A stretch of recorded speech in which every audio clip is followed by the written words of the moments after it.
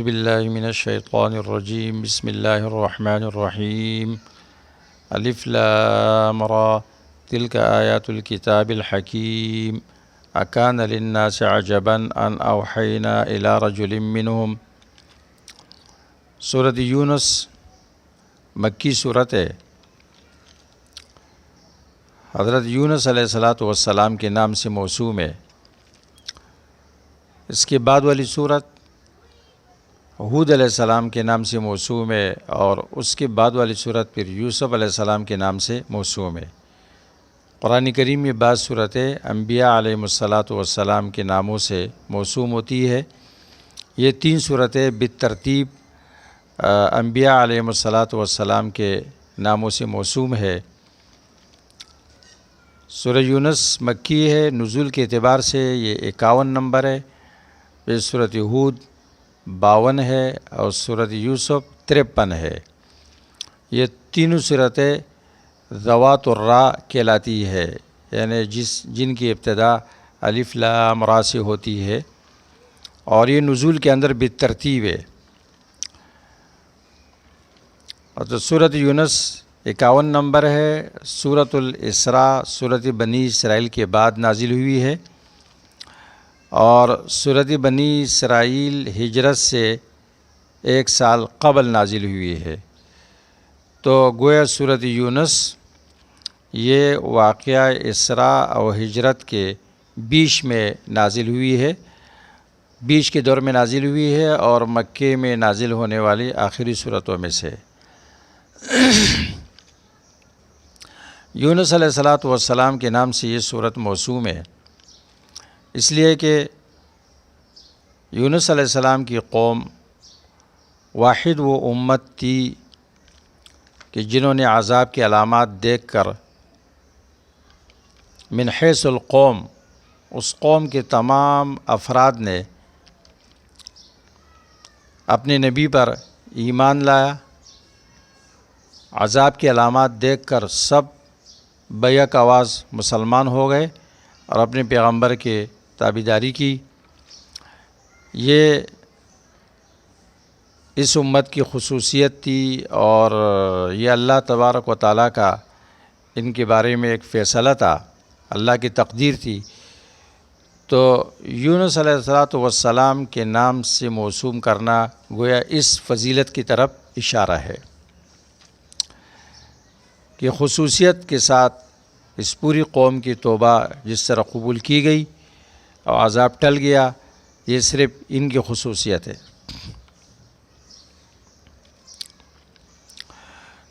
اس صورت کا پہلے صورت کے ساتھ ربط کئی وجوہات پر ہے۔ سب سے پہلے ربط یہ ہے کہ جب اللہ تبارک و تعالیٰ نے مشرکین سے براءت کا اعلان کیا، ان کے ساتھ قتال کا حکم دیا سورۃ توبہ میں، تو اس صورت میں قتال، ان کے ساتھ قتال اور جہاد کی علت بیان ہوتی ہے، اور وہ علت یہ ہے کہ یہ غیر اللہ کی بندگی کرتے ہیں شفاعت کے عقیدے کے ساتھ۔ وَيَعْبُدُونَ مِن دُونِ اللَّهِ مَا لَا يَضُرُّهُمْ وَلَا يَنفَعُهُمْ وَيَقُولُونَ هَؤُلَاءِ شُفَعَاؤُنَا عِندَ اللَّهِ، شفاعت شرکی کا عقیدہ رکھتے ہیں۔ نمبر 2،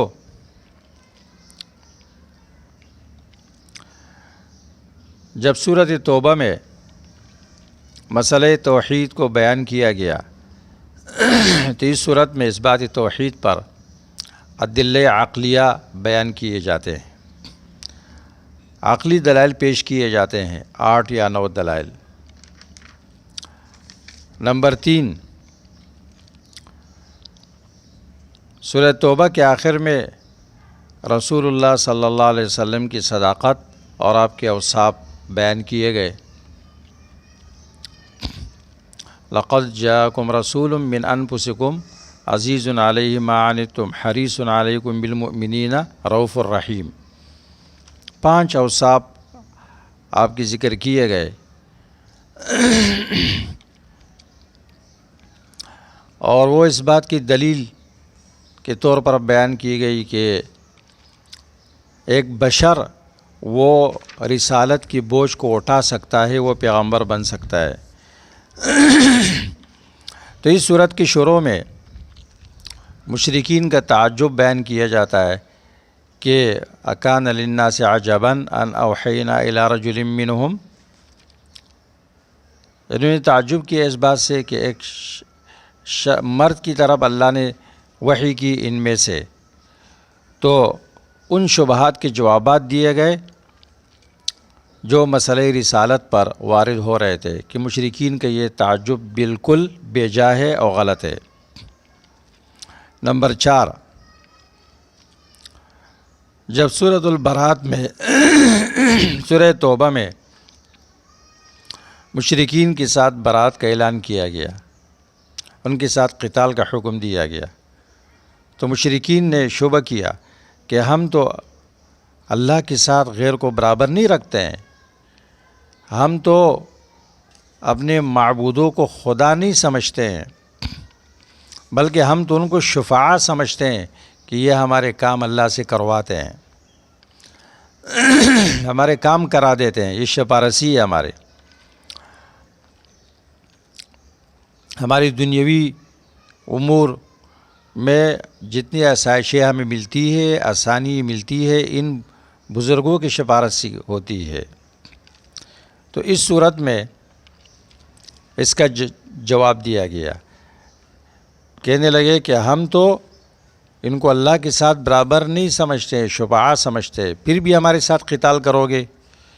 جواب دیا گیا کہ یہ عقیدہ بھی اللہ کے ساتھ شرکی عقیدہ ہے اور اس عقیدے کے حاملین بھی مشرک ہے۔ نمبر 5، جب اللہ تعالیٰ نے سورہ توبہ میں ان صحابہ اکرام کے توبے کی قبولیت کا اعلان کیا جو غزوہ تبوک میں پیچھے رہ گئے تھے، تو اس صورت میں قبولیت توبہ کی مثال پیش کی قوم یونس سے کہ ان کی توبہ کو بھی اللہ تعالیٰ نے قبول کیا۔ سورت کا بنیادی مضمون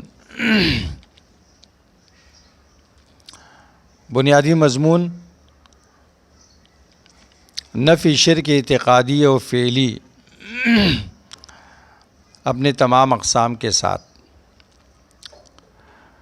اور نفی شرک فی الدعاء آخر میں ذکر کیا گیا ہے۔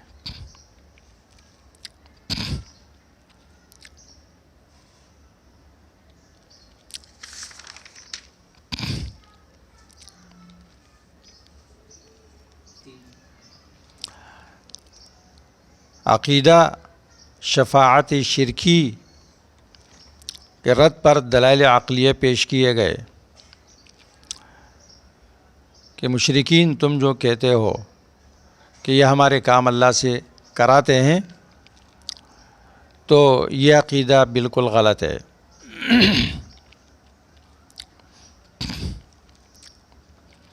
تم جن کو شفاعہ سمجھتے ہو، قیامت کے دن تو وہ تمہاری عبادت کا انکار کریں گے، ان کننا عن عبادتکم لغافلین۔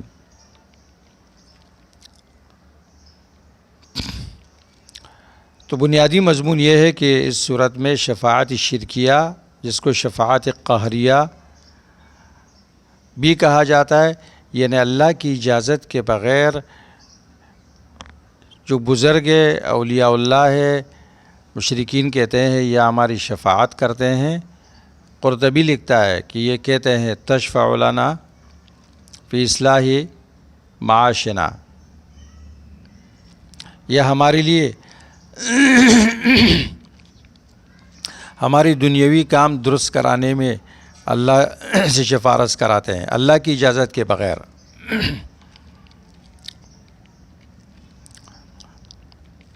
تو خلاصہ صورت کا یہ ہے کہ اللہ تبارک و تعالیٰ نے اس عقیدے پر رد کیا ہے۔ 8 دلائل عقلیہ محضہ پیش کیے گئے، اعترافیہ پیش کیے گئے، اس بات پر کہ اللہ کے ہاں اس کی اجازت کے بغیر کوئی سفارش نہیں کر سکتا ہے۔ شرک کی تمام اقسام پر رد کیا گیا، اور شرک کی اقسام شفاعت شرکی کے عقیدے سے یہ اقسام پیدا ہوتے ہیں۔ شرک فی العلم، فی التصرف، فی العبادہ، فی الدعا، اور شرک فی التحریم والتحلیل، اور اتخاذ الولد کے عقیدے پر بھی رد کیا گیا۔ قالوا اتخذ اللہ ولدا، کیونکہ مشرک جب شفاعت کا عقیدہ رکھتا ہے نا، تو پھر یہ عقیدہ بھی رکھے گا کہ میں جس کو پکار رہا ہوں یہ میرے حالت کا علم بھی رکھتا ہے، تو شرک فی العلم ہو گیا۔ یہ اختیار بھی رکھتا ہے تو پھر تصرف بھی ہو گیا، اور یہ پکارنا یہ ایک عبادت ہے تو شرک فی الدعا پھر عبادت بھی ہو گیا۔ یہ جڑ ہے، بنیاد ہے۔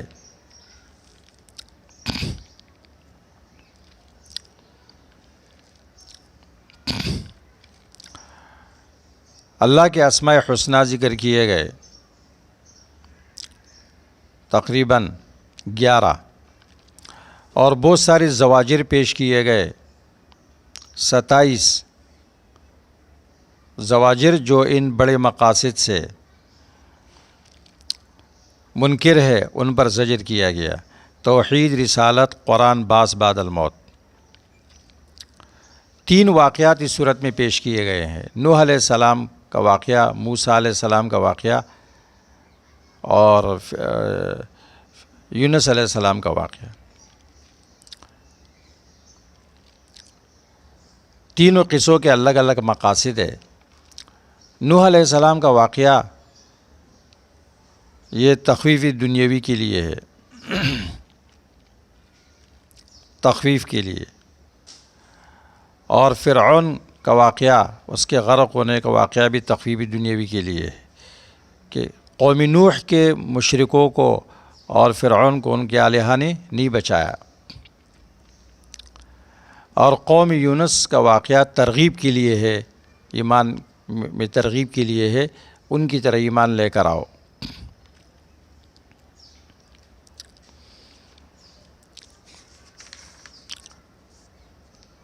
سورہ یونس کے خصوصیات کا بیان۔ نمبر 1، کثرت سے زواجر بیان کیے گئے صورت میں۔ نمبر 2، دلائل عقلیہ تفصیلی ہے۔ نمبر 3، دلیل اعترافی بھی اس کے اندر موجود ہے۔ قل من یرزقکم من السماء امن یملک السمع والابصار ومن یخرج الحی من المیت ویخرج المیت من الحی ومن یدبر الامر فسیقولون اللہ۔ نمبر 4، مشرکین کی عقیدے کی حقیقت کہ وہ عقیدہ شفاعت شرکیہ کا تھا۔ نمبر 5، مشرکین مشکلات میں صرف اللہ کو پکارتے تھے۔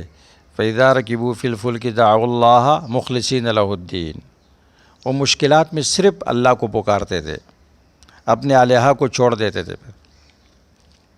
نمبر 6،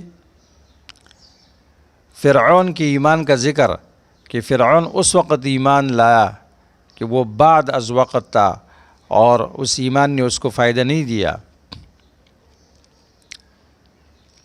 نمبر 7، قوم یونس کے توبے کا ذکر، کہ ان کی توبے نے ان کو فائدہ دیا کیونکہ وہ بروقت تھا۔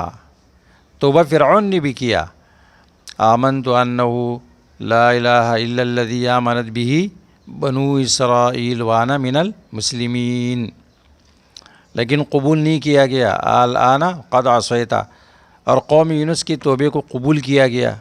دونوں میں فرق کیا ہے؟